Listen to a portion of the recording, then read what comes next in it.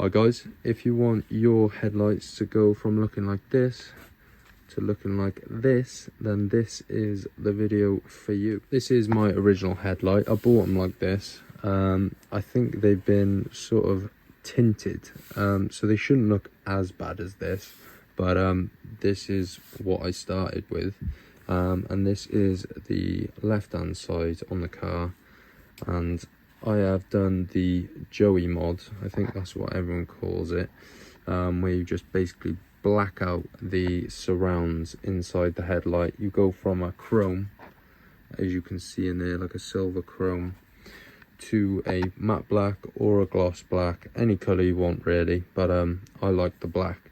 So let's get started. I want to start by saying that this tutorial is for the sort of Xenon projector headlights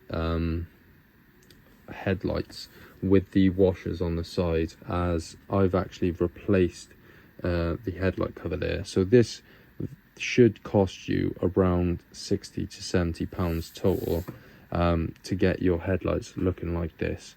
So yeah, let's start with taking off the washer on the side. Just some T20 screws to take that off. It just pops off there. So I've currently got the infrared lamp on here just to heat up the glue around the cover here, but you want to take off the two clips on the side there and on the top there. Just use a little pry tool, screwdriver, anything you got. They're just easy little clasps to take off. And they just look like that, just two of them. And then the next step is to get this thing heated up. So you can use a number of methods. I've seen people put their headlights in the oven, which my oven isn't big enough for that, and heat guns, that'll do it. With the heat gun, you can only do part of it at a time. You want to get the whole thing heated up so you can take the whole cover off in one, but I'm going to get this heat lamp just all around, try and bake it for as long as I can just to heat up the whole headlight, and then I'm going to get the heat gun as well to help me pry it off, because it's basically just held in by these clips here and just very strong adhesive. So I'm going to give that 10 to 15 minutes now just to heat up, and then we'll go from there. Once the heat has started, well, basically softening the glue up, you want to get something with a nice edge to go in to the headlight in between the clear plastic and the black, and just basically like pry it out like that. So I'll try and show you now. I went like this into the headlight and then just pushed it out, and then I've just jammed a screwdriver in there to stop it sitting back in that side. It's a bit fiddly, but it's pretty easy. Once you've got a nice bit out ready, so then I can pry the rest of this now. Make sure all the tabs are undone. Well, I'll try to undo them because they are quite hard plastic, but once they've softened up, they're quite nice. So I'm going to peel the rest of this off now, and hopefully she comes free. There we go. Just peel her off. It's really sticky stuff. Just don't pull it too far because you've still got the lights connected to the indicator there. So just cut all them away, and there we have it. There is a bit of extra wire there so you don't break it, and just cut it all apart, and we're in. Now you just want to disconnect that. It's just simple wire, and we're gonna get our what's this, a T20? Yeah, a T20 will do it. There's 4 screws holding this chrome surrounding.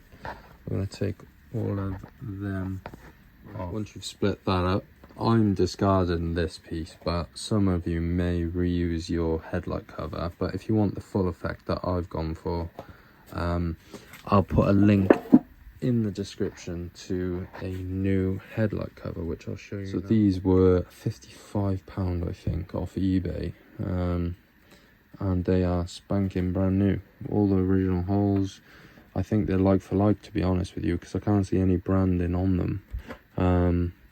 And there's no branding on the original. So yeah, these are my replacement covers, and this is what is gonna make your headlights look brand new, basically. Now, it's all down to preference. You could just paint this black, leave that chrome. I've seen that done.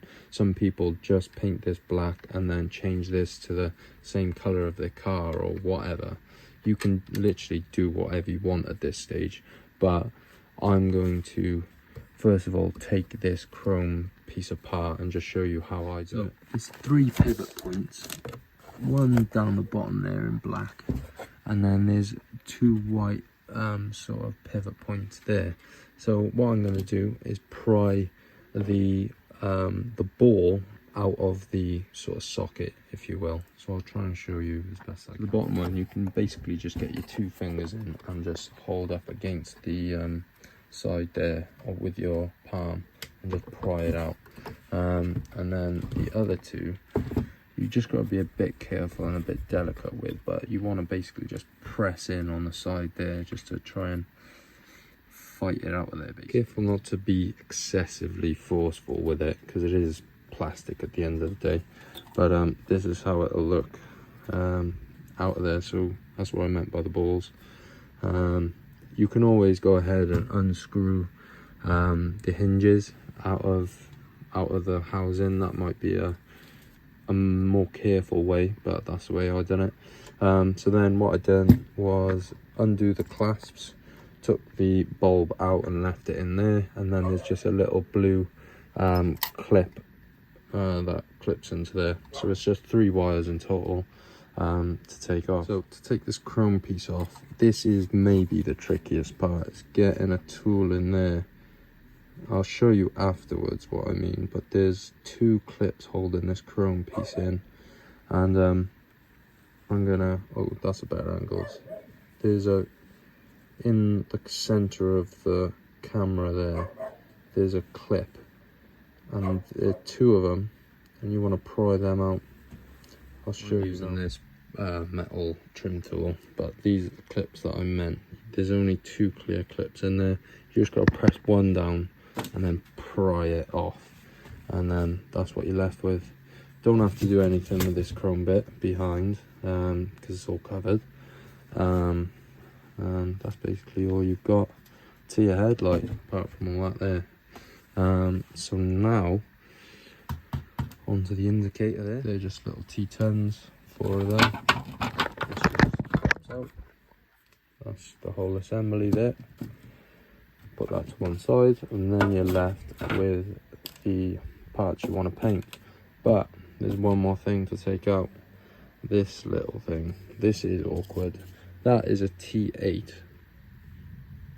You want to get that out and then get it out, basically, and it is in there really tight. As you can see, there's no gap in between that chrome and the clear. So we'll try and get that out now. It is doable, but it lets out light and you don't want to paint over that. So yeah, get it out. So careful not to obviously break anything again, but once that T8's out, you can pry it up from that little toothed area there, and then you can get inside underneath the clear plastic then, and that is out as well. So we can put all these parts to one side that we're not going to be painting, all of that, and we are left with 2 chrome pieces. Right, so next step is to sand it all down. So this is the fun part. Well, before the fun part, because the fun part's actually painting it. But yeah, what I'm going to do, I'm going to use some scotch and some soft pads. I've got these Indasa sort of scotch pads that I'm going to use. I've also got some grey scotch and red scotch. Doesn't matter what you use really, as long as you're not using anything too coarse. So I wouldn't say anything under 600, don't use that.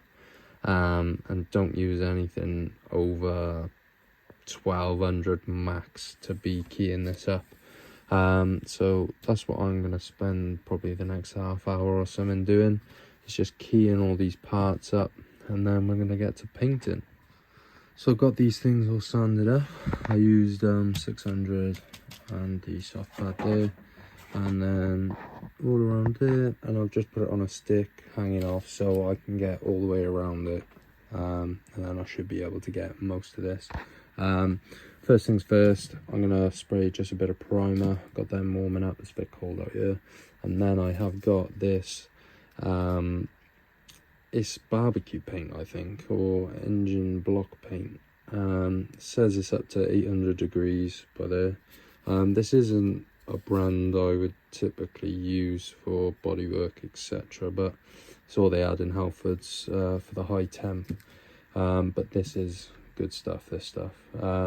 So I'm just going to put a dusting on first, and then I'll put like a medium coat on. That's all it'll need. It just needs something.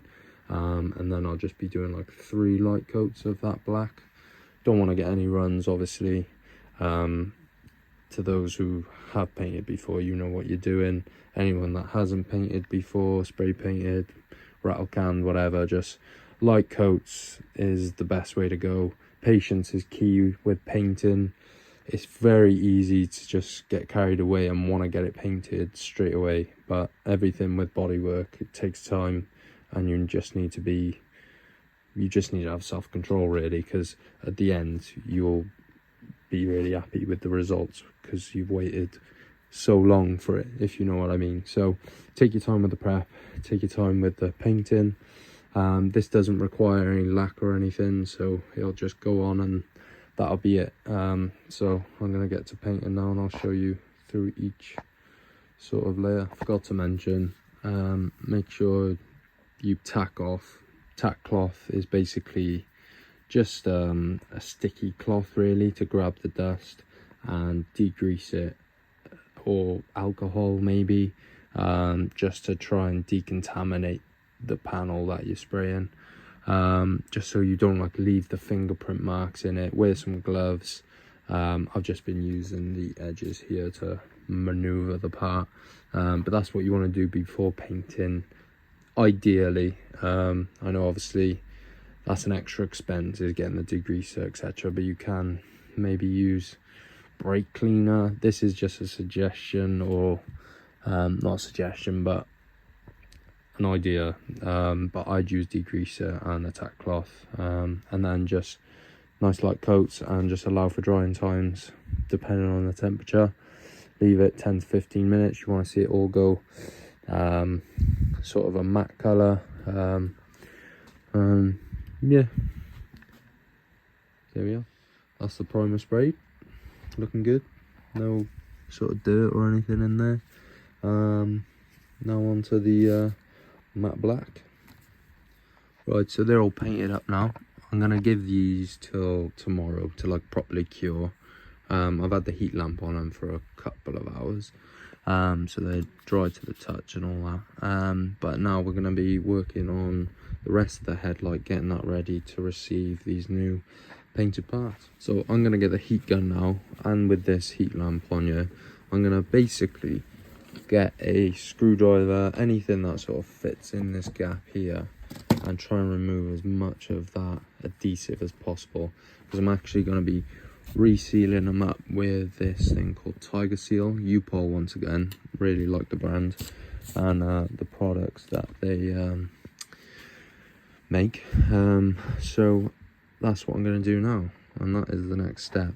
Some people warm the headlight up, put it back in the oven and reuse the glue, but I don't really like that idea. I want fresh, so I know that they're going to be sealed properly, because I'm obviously refurbished the inside. I've got new lens covers. I don't want to basically cheap out and not do the correct thing, so I'm going to be resealing these with some new sealant. So I'm going to crack on and get this little job out the way. Right, so that's all the glue that I removed. It's looking pretty good, pretty good sort of surface now to attach my new headlight cover into. So what's next is to build it back up, basically. So this one's pretty easy to do. You just cock it on, make sure it's the right way. The 2 plastic clips just clip back in. Obviously reinstall the clear plastic piece inside and put that 8mm Torx bit back in. but that is rebuilt like that. Next, this is only a preference thing, but I've got these indicator bulbs which have like a silver sort of cover on the top.